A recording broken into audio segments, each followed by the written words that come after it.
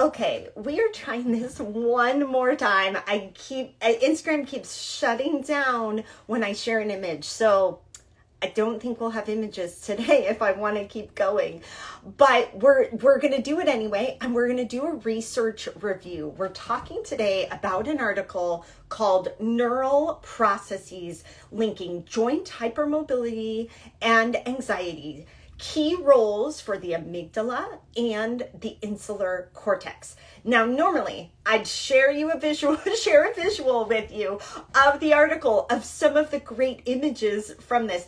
I will put these in my stories, but right now, every time I do that, it shuts down my Instagram live. So I'm not going to try it again. We're just going to talk about it. By the way, if we haven't met, my name is Julie Hirschberg. I am a neurologic physical therapist. I am the owner and founder of re+active Therapy and Wellness. I'm here in the Los Angeles area on a rainy day today, which is much needed, by the way. And I am quite passionate about neurologic disorders, misunderstood disorders, hypermobility, the zebra conditions, autonomic disorders, and so on. And this particular article is something I had my hands on and had a preprint, so before it was published, and used it in our sensory workshop last night. And I saw so many light bulbs go off. So many people found this article so validating and reassuring, and like, oh my gosh, this is why I'm experiencing anxiety. It makes sense. It's my brain. And, so many people have called me kind of crazy. I'm not crazy. This is my brain. Right? So I am so excited to talk about this article. So the first author is Christina Camporelli. Last author is Jessica Eccles. She goes by on Instagram, Dr. Bendy Brain.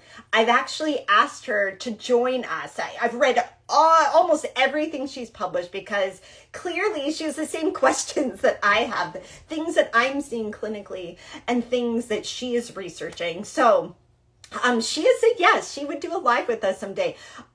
She also, by the way, has done a few interviews and podcasts based on this paper as well. So I highly recommend giving her a follow. Dr. Jessica Eccles, she's based out of the UK. So Christina Camporelli, I think is how you say it, is the first author. And again, the article is called Neural Processes Linking Joint Hypermobility and Anxiety, Key Roles for the Amygdala and Insular Cortex. It just came out this month in the British Journal of Psychiatry. So I like to just follow the paper along. I think of a research paper as a bit of a story. It starts off with this introduction of like, why we should care about this. Now, I already care about this because I see and I work with folks with hypermobility, and a lot of folks experience this, what I would say, arousal of the nervous system that can feel very much like anxiety, right? And that is precisely what the authors have said. First of all, hypermobility is very common. And having anxiety and hypermobility, let me say this again. Anxiety is more common in folks with hypermobility than the rest of the population. In fact, I think they say it's an odds ratio of 4.39, like you're 4.39 times more likely to have anxiety. Also, there are other coexisting conditions that we see a lot with hypermobility. I call these the neurocomplexities of life, ADHD and autism, for example, postural orthostatic tachycardia or other forms of dysautonomia. And those things, so hypermobility can lead to increased physiologic arousal. And this is due to the direct effect of connective tissue on the peripheral vasculature in the limbs. This is why your limbs might change color when you're standing up. This is why you might feel lightheaded or faint or have a physiological arousal when you stand up, because you're just not getting that blood pump to the brain. And you know what the brain really needs is blood. It needs blood flow to function. So what happens if we don't get really good blood flow to the brain? Your autonomic nervous system and your vasculature is going to respond and increase your heart rate. And that's very protective, but also feels like anxiety, right? So we know that this increased physiologic arousal can occur in hypermobility. We also know that people with hypermobility may have changes in their interoceptive awareness and sensitivity. And oftentimes it's a heightened sensitivity of interoception, but not always. Sometimes it's decreased interoception. And interoception is that those feelings of internal sensations in the body. And so these are all important parts of the introduction, because really building the case for why they would be looking at the brain in people with hypermobility, because you usually think connective tissue, hypermobility in the body, but actually it has large effects on all of the systems, including the nervous system. So one of the things that they describe from some of the prior literature is these interoceptive differences and the increased attention to interoception can really amplify some of the error signals that we might get and increase the sensation or feeling of anxiety. So they wanted to look at this specifically and look at what is the relationships between having hypermobility and having anxiety and what that looks like in the brain. So they needed to compare people to really look at this. So I love to always talk about who were the people in the study. Now, normally I'd pull up a table, but I can't share images today. So you have to bear with me. And by the way, I'll send out the link to the article in our newsletter this week so that you can read it yourself. So the first table looks at the demographics here. So they had different groups. They had people with hypermobility, and they had people with anxiety and hypermobility, and people with hypermobility without anxiety. Then they had folks in the population without hypermobility and anxiety, and without hypermobility and no anxiety, so that they could really compare the groups. Because if you're going to look for brain differences, you have to have a comparison. Not that one is, quote, normal, it's just the comparison, right? And this way they can see, are things correlated? Are things different between groups? So those were the participants. How it was broken up is that they had 18 people who had been diagnosed with a generalized anxiety disorder and hypermobility. And then they had 12 people who had generalized anxiety disorder and not hypermobility. Isn't that really helpful, so that you can compare what's the effect of hypermobility on the brain, right? So good. Then they had comparison group. So they had a comparison group. It was smaller though. People with hypermobility without generalized anxiety disorder, they only had 7. There's just not that many people out there. And then the comparison is people without hypermobility and without anxiety, and there were 26 of them. So when you think about what they're looking at, they're comparing these groups, right? So what did they do? Well, they measured the extent of their hypermobility and their extent of their anxiety. Then they had them do a task while in an MRI. So a functional MRI. That means they're doing a task, and this was called the emotional face task, where they're actually looking at the response to different faces showing different emotions. This is kind of a standardized task that a lot of different studies use. And then they do the imaging during this task. And then they look at the models. How do these things interact? how does the hypermobility and anxiety interact? What are the changes in the brain? Now, I so wish that I could show you the images here. I'll post them on my story, and I will, again, include the whole article in our newsletter. If you're a clinician, not on our newsletter, you should join it at reactiveeducation.com. I send out something every week with articles and videos just for you clinicians. If you are a patient, join at reactivept.com for our newsletter, and I'll send a newsletter out with all of these resources, videos, things specific for you.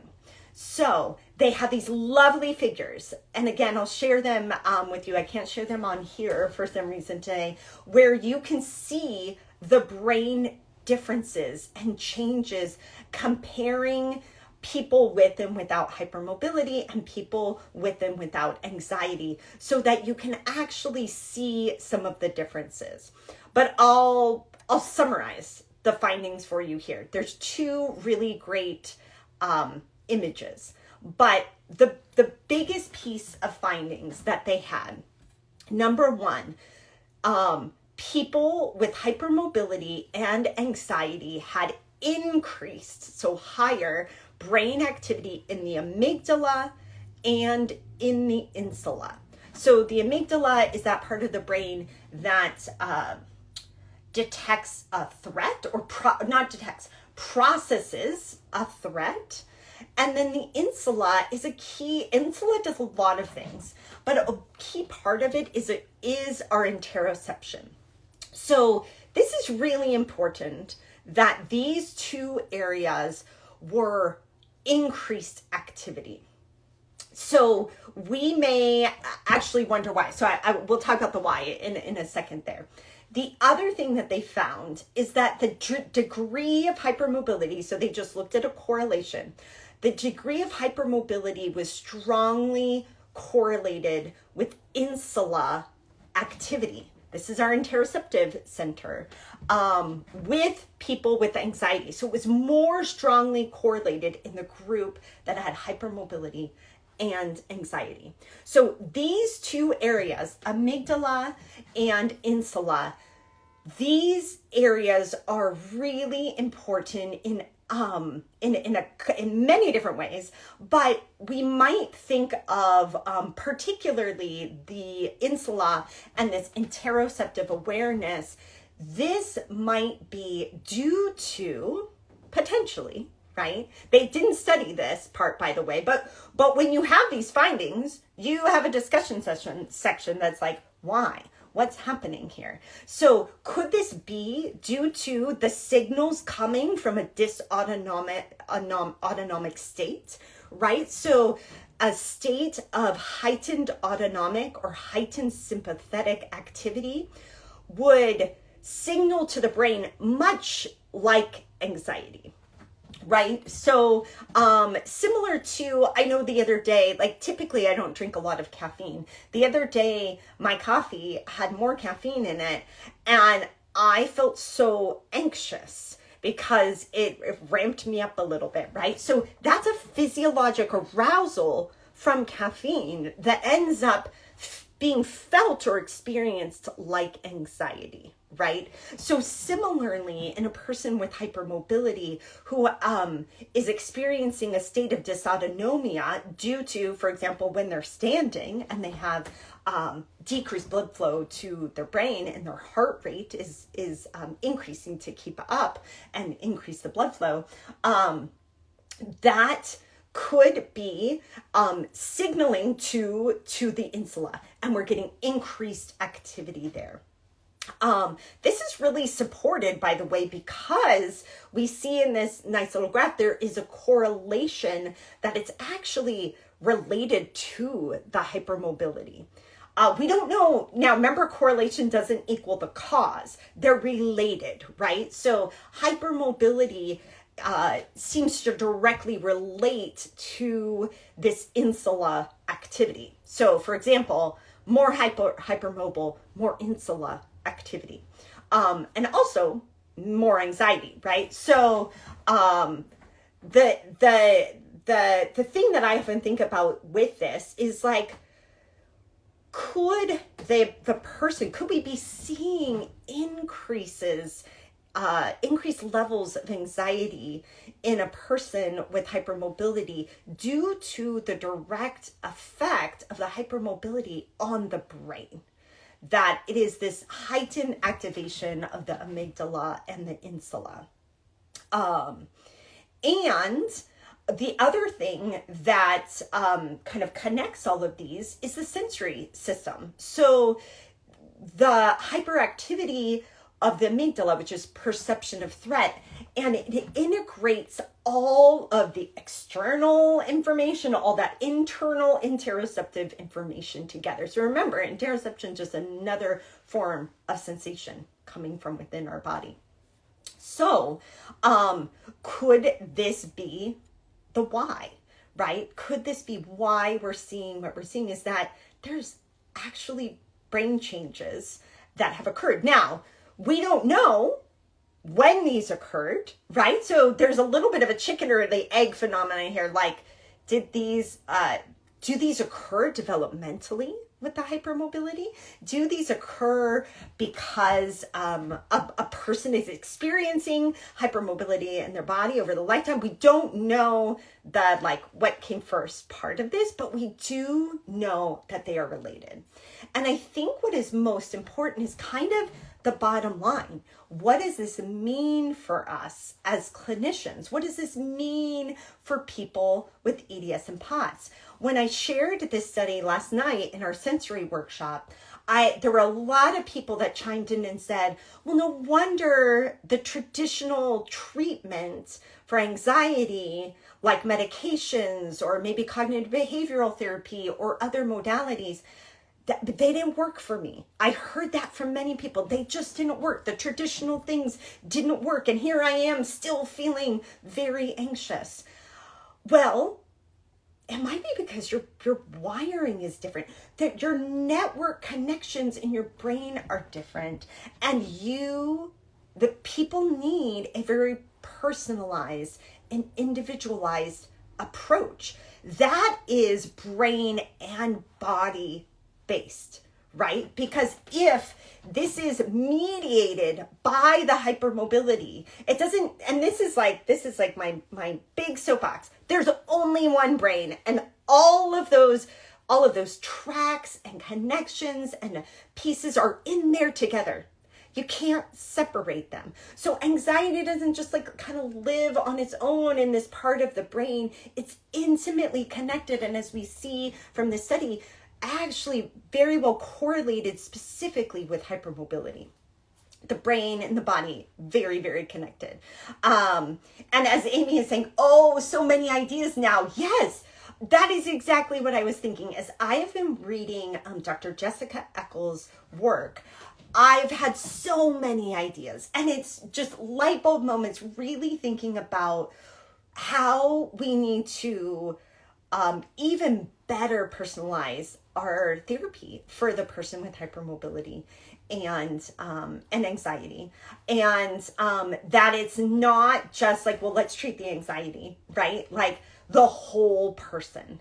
And if we know now that people with hypermobility might have a tendency towards hyperconnectivity in these regions that are really important for processing different types of sensory information, there's an avenue for us to be treating and addressing the brain and the body at the very same time. So that would be, working with interoception. What they found is a hyperactivation of that. How can we modify and change that sensory processing?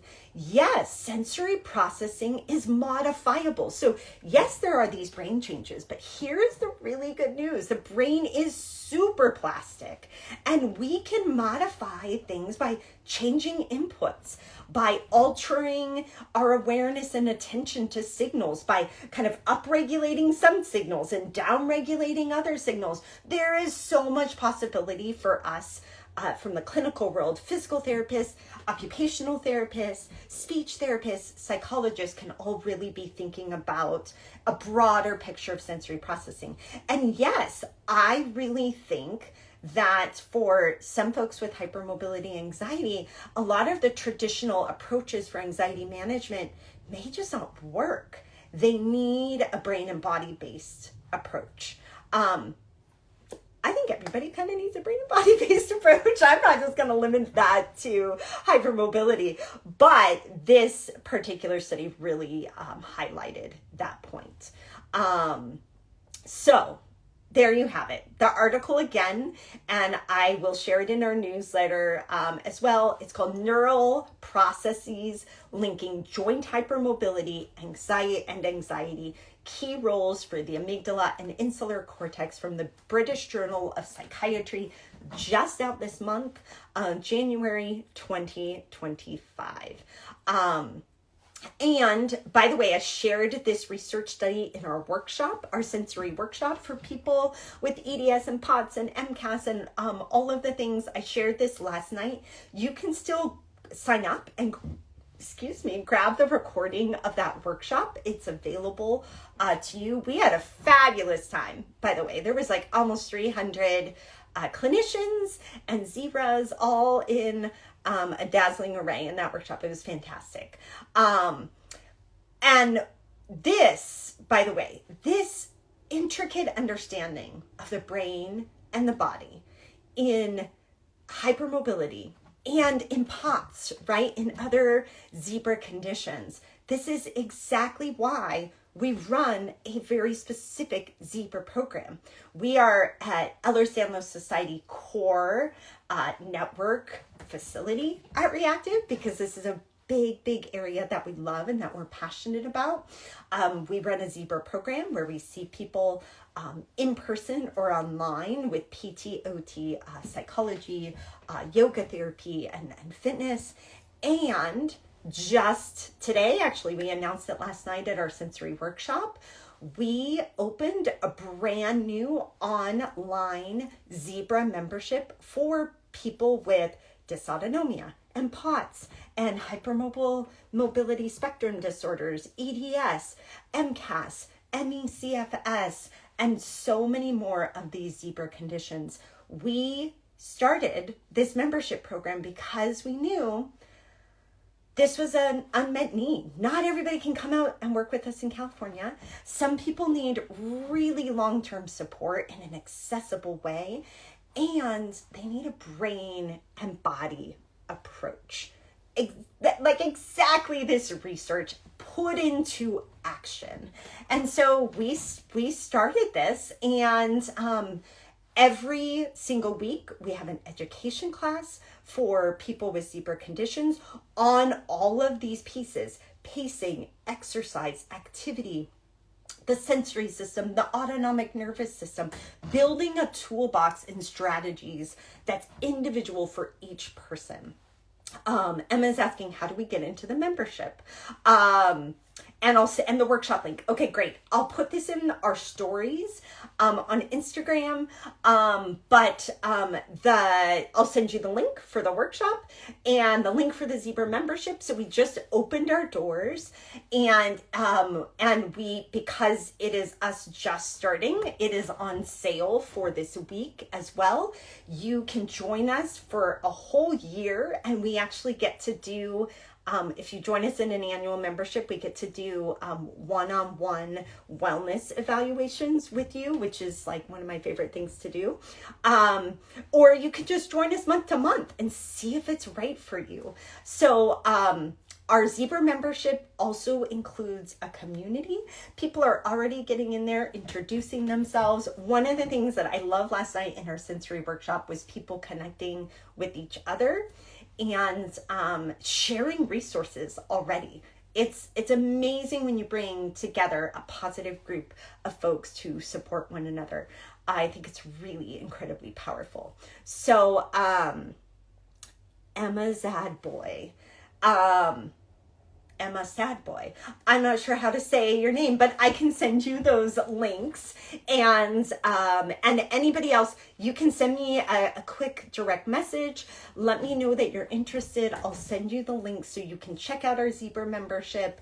And again, this was created to provide brain-body resources for you.